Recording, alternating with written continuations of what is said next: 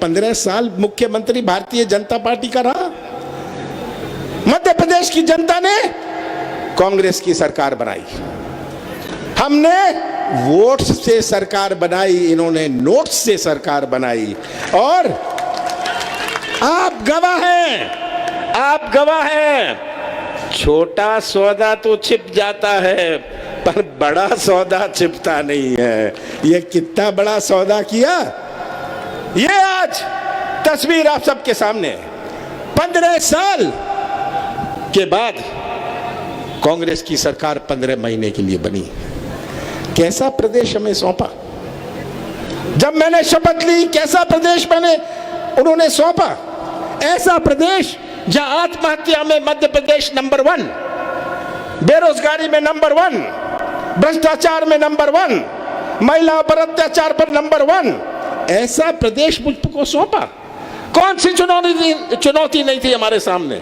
हमारे कृषि क्षेत्र की चुनौती, हमारे किसान जिसका जन्म कर्जे में होता है, जिसकी मृत्यु कर्जे में होती है, हम कृषि क्षेत्र में कैसे क्रांति लाएं। हमने शुरुआत करी, कर्जा माफ की।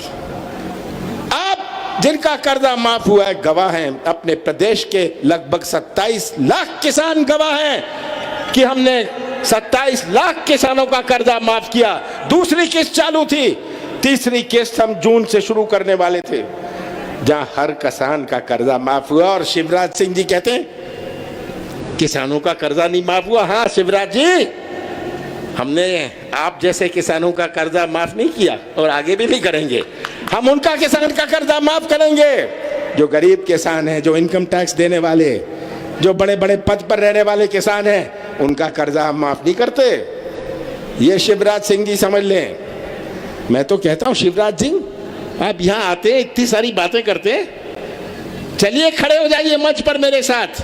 ये जनता तय करेगी, ये जनता तय करेगी कैसे आपने हमारे किसानों को। कहते मैं किसान का बेटा हूं, कभी कहते मैं मामा हूं। ये शिवराज सिंह लेट जाते हैं मंच पर, ये तो इतनी एक्टिंग कर लेते हैं, बंबई जाए शाहरुख खान और सलमान को भी शर्मा देंगे ये। और कम से कम मध्य प्रदेश का नाम तो रोशन करेंगे एक्टिंग में। ये एक्टिंग आके कर लेते हैं, कुछ शर्म आनी चाहिए। 15 साल आपने झूठ बोला, जगह जगह जाके घोषणाएं करी, 15,000 घोषणाएं शिवराज सिंह ने कर डाली थी, पर अभी वहीं पहुंच जाते हैं, फिर से घोषणा कर देते हैं। तो ये सब तस्वीर आपके सामने, कौन सी चुनौती मेरे सामने नहीं थी। हमारे नौजवानों की भविष्य की। आज का नौजवान और बुंदेल सिंह जी, आपकी दुनिया कुछ और थी, हमारे बुजुर्गों की दुनिया कुछ और थी। आज ये नौजवानों की दुनिया कुछ और है।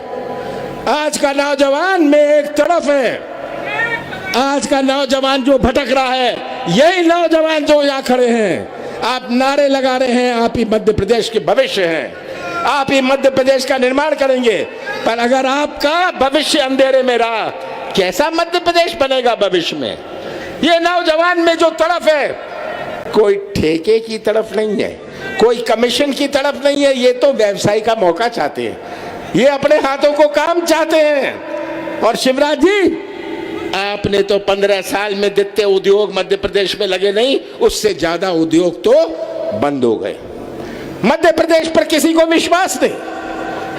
मैंने प्रयास किया कि एक नई पहचान बने, मध्य प्रदेश में निवेश आए, मध्य प्रदेश में निवेश आए, आर्थिक गतिविधि बने, उद्योग आएंगे, आर्थिक गतिविधि बनेगी। कोई गाड़ी चला लेगा, कोई मरम्मत का काम कर लेगा, कोई होटल खोल लेगा, आर्थिक गतिविधि बनेगी।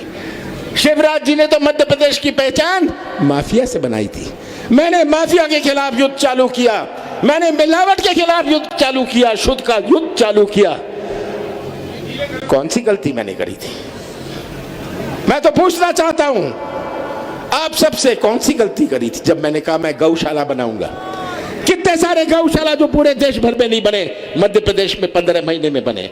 15 महीने की सरकार थी, 2-2.5 महीने गए लोकसभा चुनाव और आचार संहिता में, 1 महीना गया सौदेबाजी में मेरे पास तो 11.5 महीने थे और 11.5 महीनों में मैंने प्रयास किया कि हमारा नौजवान का भविष्य सुरक्षित रहे, हमारा नौजवान को कोई मौका मिले।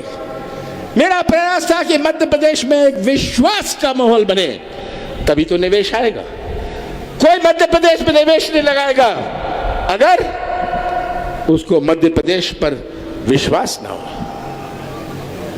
यह मेरा प्रयास था। कौन सी गलती मैंने करी थी कि पेंशन बढ़ाया, 100 रुपए का बिजली?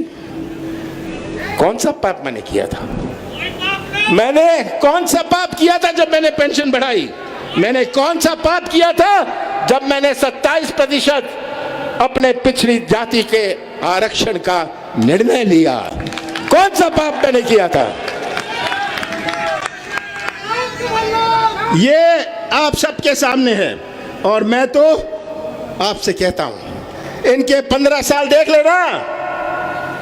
स्कूल में शिक्षक नहीं, अस्पताल में डॉक्टर नहीं, डॉक्टर के पास दवाई नहीं, टंकी की का पाइप नहीं, खंबे में तार नहीं, तार में बिजली नहीं। ये तस्वीर है।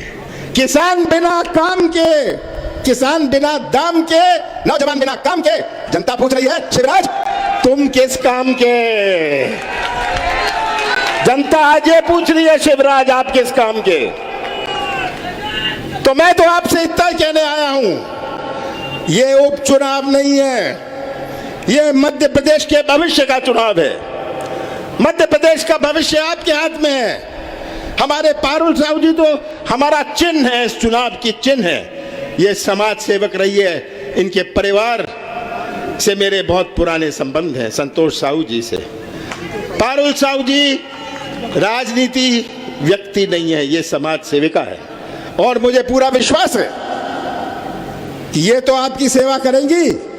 और मैं इनसे कहना चाहता हूं, मेरा कुर्ता भी खींच लेना अगर तेरी मदद ना होए।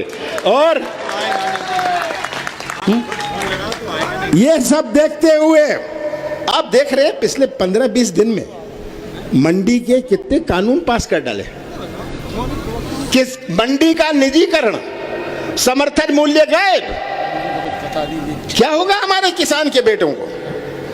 अगर हमारे किसान के पास क्रय शक्ति नहीं है, खरीदने की ताकत नहीं है, हमारे किराने की दुकान गांव में नहीं चलती। ये जैसी नगर का बाजार चलता है जब किसान के पास खरीदने की ताकत होती है, क्रय शक्ति होती है, हमारा नौजवान की अच्छी पढ़ाई होती है, जब उसके परिवार के पास कुछ पैसा हो, कुछ ताकत हो, आर्थिक मजबूती हो, वो अच्छी कमीज पहन सकता है। अगर उसके परिवार के पास, उस किसान के पास कोई ताकत हुई, पर मुआवजा नहीं, सोयाबीन की फसल चौपट हो गई, मुआवजा किसको मिला? और ये चिल्लाएंगे हमने 10,000 करोड़ रुपया दे दिया, हमने 15,000 करोड़ रुपया हो गया।